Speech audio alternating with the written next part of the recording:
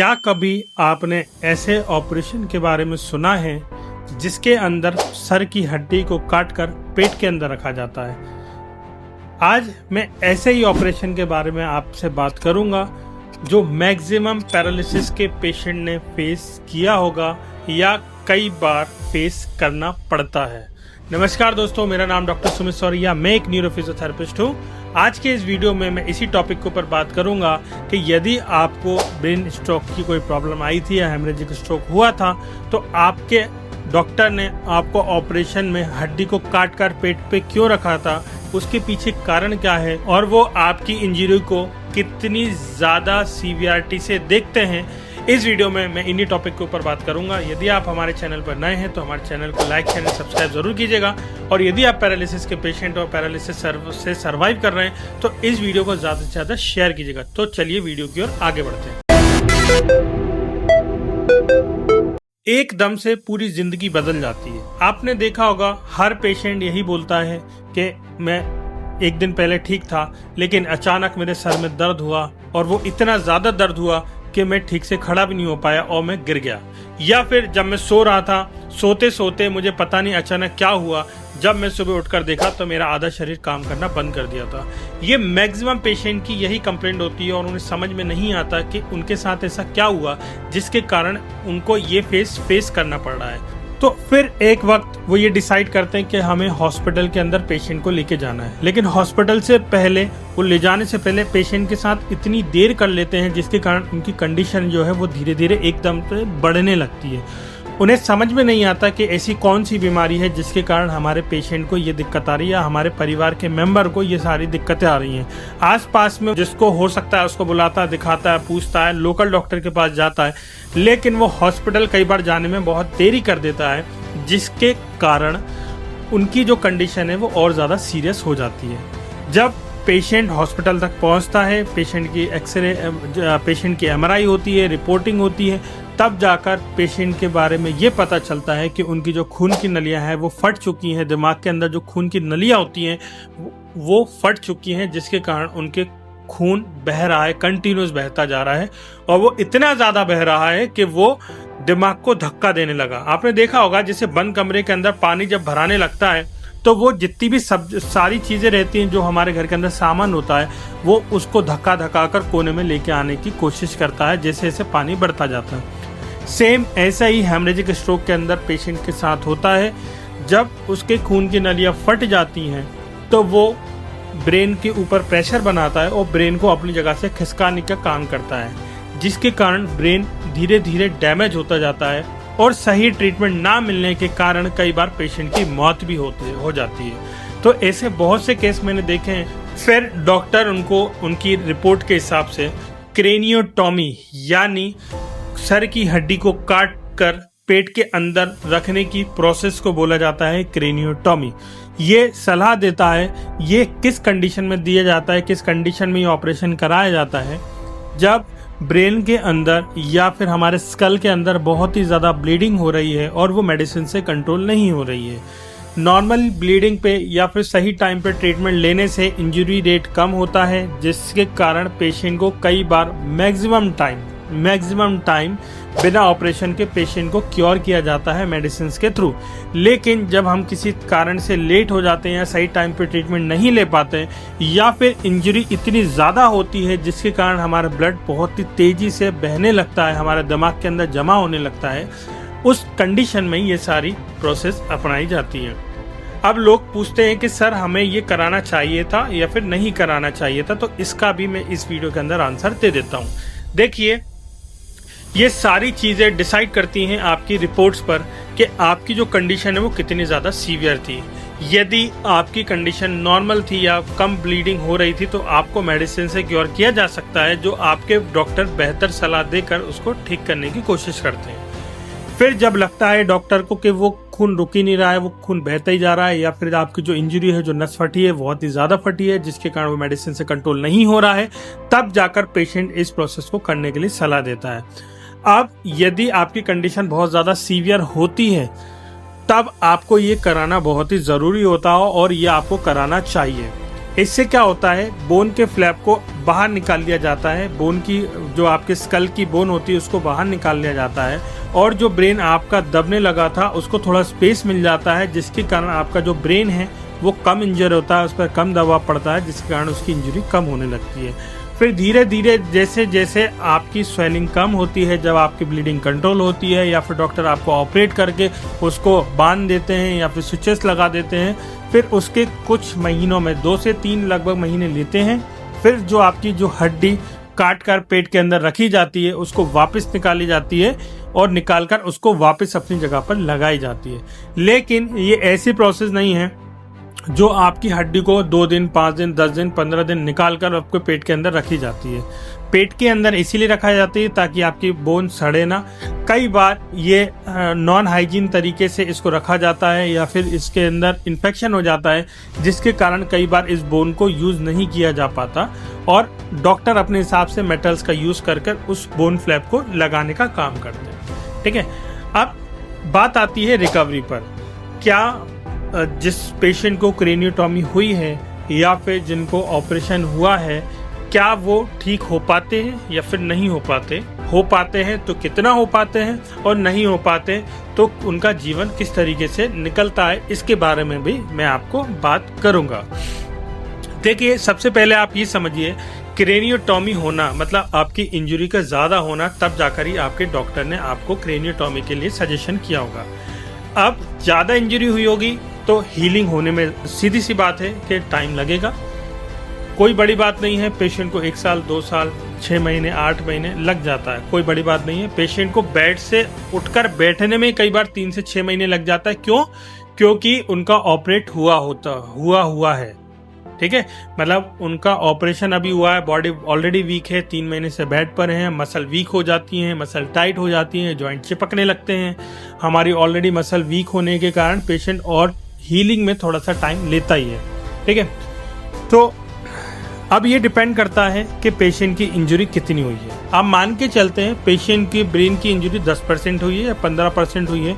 यदि हम उसको फिजियोथेरेपी से ट्रीटमेंट देते हैं, विथ मेडिसिन के साथ हम फिजियोथेरेपी को लगाते हैं, चलाते हैं, सही तरीके से कराते हैं और सही टाइम और सही डायरेक्शन में चलाते हैं, तो पेशेंट को 2 महीने 3 महीने में बहुत अच्छा रिजल्ट देखने को मिल जाता है। ये डिपेंड करता है पेशेंट की बॉडी पर। पेशेंट की बॉडी यदि अच्छी है, हील होने लायक है, बहुत ज़्यादा इंजरी नहीं हुई है, सही ट्रीटमेंट उसको मिल रहा है, तो पेशेंट को रिकवरी मिलती है। हाँ, बस ये आप बोल सकते हैं कि क्रेनियोटॉमी में थोड़ा सा पेशेंट को लेट रिकवरी मिलती है, लेकिन मिलती ज़रूर है। अब मान लेते हैं कि ब्रेन की इंजरी थोड़ी ज़्यादा है, तो पेशेंट को हील होने में भी टाइम ज़्यादा लगेगा। ऐसा नहीं है कि ब्रेन आप किसी नॉर्मल पर्सन से जिसको इस्केमिक स्ट्रोक आया या फिर जिसकी खून की नली चौक हो गई थी, उसके कारण उसको कुछ टाइम तक ब्रेन तक ऑक्सीजन नहीं पहुंच पाया, ब्रेन तक खून नहीं पहुंच पाया, आप उनसे कंपेयर करेंगे तो आपकी रिकवरी उनके अपेक्षा धीरे होती है। लेकिन यदि आपकी बॉडी सही है, आपकी इंजरी कम है, तो आपको रिजल्ट उनसे ज़्यादा देखने को भी मिल सकता है, कोई बड़ी बात नहीं है।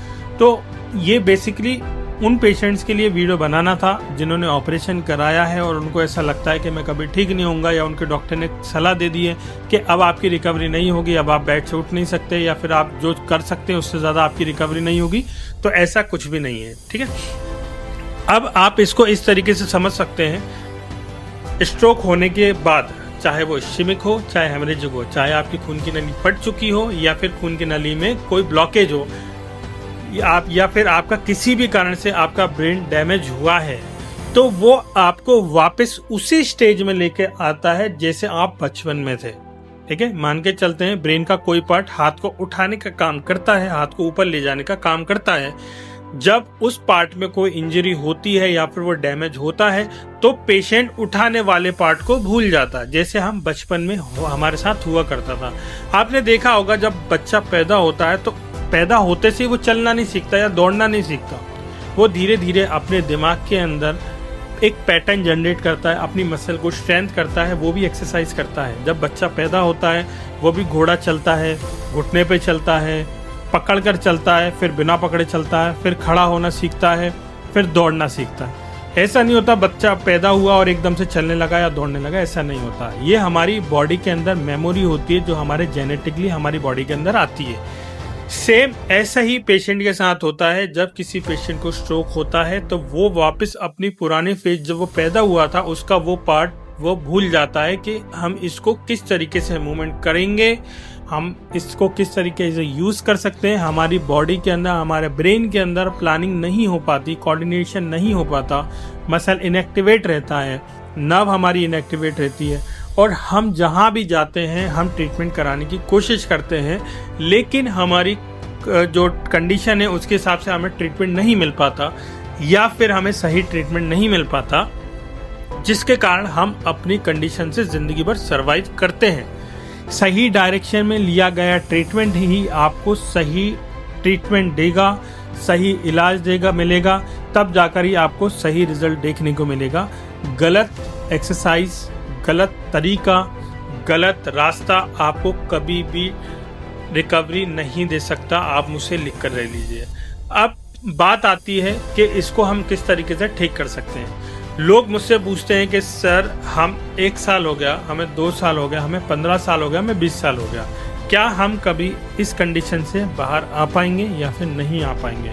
आ पाएंगे तो कब तक आ पाएंगे? हमें 2 साल हो गया, हमें 5 साल हो गया, हमें 4 साल हो गया, हमारे डॉक्टर ने हमसे बोला कि हम कभी रिकवर नहीं होंगे, तो ये क्या ऐसा होगा? क्या हम 5 साल बाद भी ट्रीटमेंट लेना शुरू करेंगे तो हमारी रिकवरी पॉसिबल है या फिर नहीं है तो किस तरीके से, और नहीं है तो किस तरीके से उसको मैं ठीक कर सकता हूँ? तो देखिए, पूरे इंटरनेट पे आपको कोई ये चीज नहीं बताएगा जो मैं आपको इस वीडियो में बताऊंगा। देखिए, उम्र कोई भी हो, चाहे वो 80 साल का बुजुर्ग हो, चाहे 90 साल का हो, चाहे 95 साल का हो, चाहे 100 साल का हो, आप उनको कोई भी नई एक्टिविटी सिखाएंगे तो वो सीखता है। ऐसा कभी नहीं हो सकता 80 साल की एज हो या 85 साल की हो, आप उनको कोई नई चीज सिखाओ वो सीखे ना, है ना। हाँ, ये हो सकता है कि उनको सीखने में थोड़ा सा टाइम लग सकता है। जो बच्चा उस चीज को सीखने में 1 घंटा लगा रहा है, वो इंसान, ओल्ड एज पर्सन या फिर बुजुर्ग इंसान, उसको सीखने में 1 दिन लगाएगा, लेकिन वो सीखता जरूर है। तो ये होती है हमारी न्यूरोप्लास्टिसिटी। इसके बारे में मैं नेक्स्ट वीडियो में और आपको क्लियर करूंगा, लेकिन इसमें आप थोड़ा सा ऊपर समझ लीजिए। तो सीखने की कोई उम्र नहीं होती, ठीक है। ये भी एक नए रास्ते बनते हैं, ये भी न्यूरोप्लास्टिसिटी ही होती है। लोगों की एक गलत फहमी है कि मुझे जो कंडीशन है उसमें मुझे 6 महीने तक ही रिजल्ट मिलेगा, या मुझे कभी ठीक नहीं होगा 6 महीने बाद तक, 6 महीने के अंदर जो ट्रीटमेंट ले लिया तो ले लिया, इसके बाद में कभी ठीक नहीं होगा। तो ये सबसे बड़ी गलत फहमी होती है। कोई भी उम्र, कितने भी साल के पेशेंट का हो, कितने भी उम्र से उसको पैरालिसिस हुआ हो, कितने भी टाइम से पैरालिसिस हुआ हो, वो रिकवर करता है, लेकिन आपको सही डायरेक्शन में ट्रीटमेंट लेना चाहिए। अब आपको लगता है कि हमारा ब्रेन सिर्फ हाथ को उठाने, हाथ को पीछे ले जाने या साइड से लेके जाने का काम करता है और आप सिर्फ उसी पर काम करते हैं, तो आपकी गलतफहमी है। इसी चक्कर में आपको रिजल्ट नहीं मिल पाता। यदि कभी आपने नोटिस किया हो तो पेशेंट का जो ब्रेन होता है, हमारा जो ब्रेन होता है, ये ह्यूमन ब्रेन जो होता है, वो सिर्फ एक ही मूवमेंट काम करने का काम नहीं करता, वो सिर्फ एक ही मूवमेंट नहीं कराता। वो आपको ये भी बताता है कि इस लाइट का कलर कौन सा है, इस लाइट का कलर कौन सा है, इस माइक का कलर कौन सा है, मेरे कपड़े के कलर कौन से हैं। ये भी हमारे ब्रेन के अंदर एक एरियाज होते हैं जो हमें कलर डिफरेंशिएट करने का काम करते हैं कि ये सफ़ेद कलर है, ये काला कलर है, ये नीला कलर है, ये भूरा कलर है, ठीक है। तो ये हमारे ब्रेन्स के पार्ट होते हैं, ठीक है। इसको हम विजन बोलते हैं, ठीक है। कोई भी चीज़ आपको कैसे पता चलता है ये खट्टा है या मीठा है या फिर आप ये खारा है, ये आप कैसे बता पाते हैं? ये आपके जीभ के अंदर सेंसेस होते हैं जो आपको सारी चीज़ें बताते हैं कि ये ठंडा है, ये गर्म है।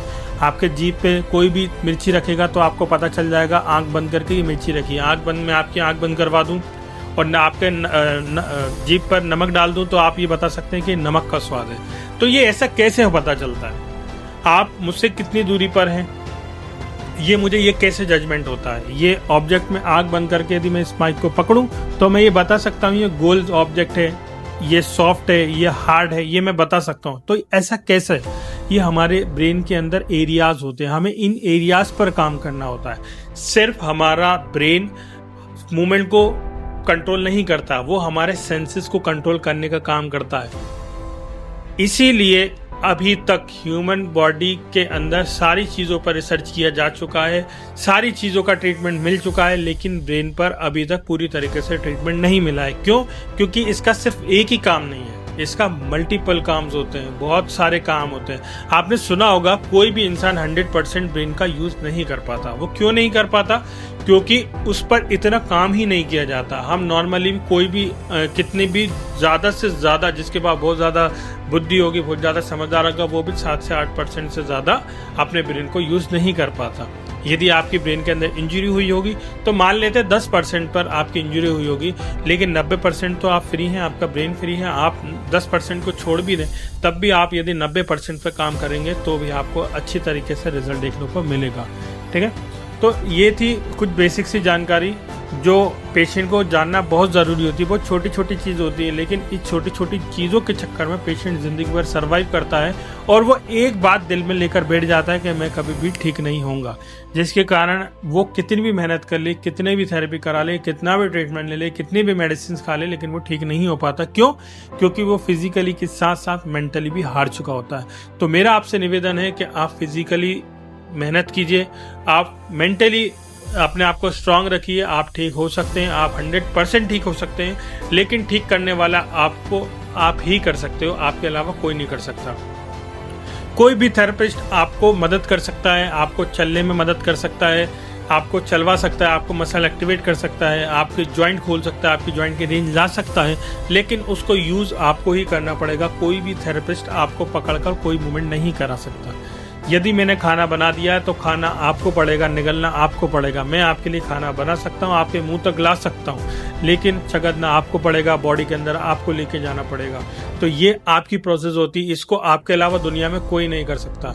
ऐसे ही आप पैरालिसिस से परेशान हैं तो आपको फिजियोथेरेपी के साथ साथ आपको भी मेहनत करनी पड़ेगी। बिना मेहनत किए आप कभी ठीक नहीं हो सकते। आप सोचे मैं बेड पर लेटे लेटे कोई मेरे जड़ी बूटी लिया है, कोई ऐसी दवाई बना दे या ऐसा कोई इंजेक्शन लगा दे जिससे मैं ठीक हो जाऊं, तो आप कभी ज़िंदगी में ठीक नहीं होंगे। ये दिमाग में आप बिठा कर रख लीजिए। ठीक है, तो ये थी कुछ बेसिक सी जानकारी। यदि आपको पसंद आई हो वीडियो तो ज़्यादा से ज़्यादा लाइक शेयर सब्सक्राइब कीजिएगा। यदि आप पैरालिसिस के पेशेंट हो, सही तरीके से आपका ट्रीटमेंट नहीं हो पा रहा है या हमसे ट्रीटमेंट लेना चाहते हैं, तो हमारी 3 ब्रांचें भोपाल, लखनऊ, पुणे, तीनों में किसी भी ब्रांच पर आप आ सकते हैं। वहाँ पर रहने, खाने और 2 टाइम की ट्रीटमेंट की फैसिलिटीज़ अवेलेबल है। अच्छा, आप जो फिजियोथेरेपी कराते हैं वो मैक्सिमम 1 घंटे के कराते होंगे, है ना, जिसके अंदर आपकी पूरी बॉडी को कवर कर दिया जाता है, लेकिन ऐसा नहीं होता कोई भी।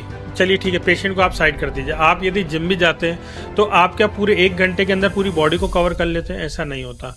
ठीक है ना, आप दिमाग से ये हटा दीजिए कि आप 1 घंटे की ट्रीटमेंट से या 1 घंटे की एक्सरसाइज से आप अपनी पूरी बॉडी को कवर कर सकते हैं, आप अपनी कंडीशन को रिकवर कर सकते हैं। ऐसा नहीं होता। हमारे यहाँ पे पेशेंट को रिजल्ट क्यों जल्दी मिलता है? क्योंकि हम एक दिन में 6 से 7 घंटे अपने हाथों से एक्सरसाइज कराते हैं। हम किसी भी मशीन का यूज़ नहीं करते। अब दोनों में कितना फ़र्क होता है ये मैंने पहले वीडियो में डाला है, वहाँ पर जाकर देख सकते हैं कि आप अपने हाथ से मेहनत करके जब एक्सरसाइज करते हैं और जब किसी आप मशीन के थ्रू आप एक्सरसाइज करते हैं तो दोनों में कितना फ़र्क होता है। उसके लिए मैंने सेपरेट वीडियो बनाई है। यदि आपने वो वीडियो नहीं देखी तो आप वहाँ पर जाइए, उसमें आपको समझ में आएगा कि मैनुअल थेरेपी और रोबोटिक थेरेपी में कितना फ़र्क होता है। तो हम रोज़ लगभग 6 से 7 घंटे मिनिमम बता रहा हूँ आपको, 8 घंटे भी होती है एक्सरसाइज, डिपेंड करता है पेशेंट की कंडीशन पर। 7 से 8 घंटे हम पेशेंट को ट्रीटमेंट देते हैं, जिसमें उसकी पूरी बॉडी को कवर किया जाता है। हर एक जॉइंट, हर एक मसल, हर एक नर्व, हर एक सेंस को यूज़ किया जाता है, जिससे पेशेंट को हमारे यहाँ कम समय में जल्दी रिजल्ट देखने को मिलता है। ठीक है, तो यदि आप भोपाल, लखनऊ, पुणे किसी भी ब्रांच पर हमसे ट्रीटमेंट लेना चाहते हैं, आप हमारे सेंटर पर विजिट कर सकते हैं। आपको जो ट्रीटमेंट हम यहाँ पर दे सकते हैं इसकी गारंटी हम देंगे। आपको पूरी दुनिया में कोई भी इस तरीके से ट्रीटमेंट नहीं दे सकता, इतनी डीपली ट्रीटमेंट नहीं दे सकता, इसकी गारंटी हम देते हैं। जो भी रिजल्ट हम आपको सिलेक्टेड टाइम में दे सकते हैं उसकी भी हम गारंटी देते हैं कि आपको कोई भी वो रिजल्ट उतने टाइम में नहीं दे सकता। क्यों नहीं दे सकता? क्योंकि आपकी बॉडी के हिसाब से हम जब एक्सरसाइज को प्लान करते हैं तो हम आपके हर सेंस पर काम करते हैं, आपके मूवमेंट्स पर काम करते हैं, आपके जॉइंट्स पर काम करते हैं, आपकी रेंज पर काम करते हैं, आपकी मसल्स पे, मसल एक्टिवेशंस पे काम करते हैं, आपकी नर्व एक्टिवेशंस पे काम करते हैं। तब जाकर हमारे पेशेंट को इतना रिजल्ट देखने को मिलता है। आपको ऐसा लगता है कि 2 एक्सरसाइज 3 एक्सरसाइज से पेशेंट रिकवर होता है, तो ऐसा नहीं होता। आप कभी ठीक नहीं होंगे, इसकी गारंटी भी मैं देता हूँ। यदि आप सही टाइम से, सही ट्रीटमेंट से, सही प्रॉपर बॉडी एक्सरसाइज से ही आपको रिजल्ट देखने को मिलेगा। सिर्फ फिजियोथेरेपी आपको ठीक कर देगी ऐसा नहीं होता। गलत एक्सरसाइज फिजियोथेरेपी में आप करेंगे तो भी आपके रिजल्ट देखने को नहीं मिलेगा। तो चलिए मिलते हैं हमारे नेक्स्ट वीडियो में। जब तक के लिए शुक्रिया, धन्यवाद, और वीडियो को ज़्यादा से ज़्यादा शेयर करें। और हाँ, आप इस वीडियो को कहाँ से देख रहे हैं कमेंट बॉक्स में कमेंट जरूर करें। तो चलिए मिलते हैं नेक्स्ट वीडियो में।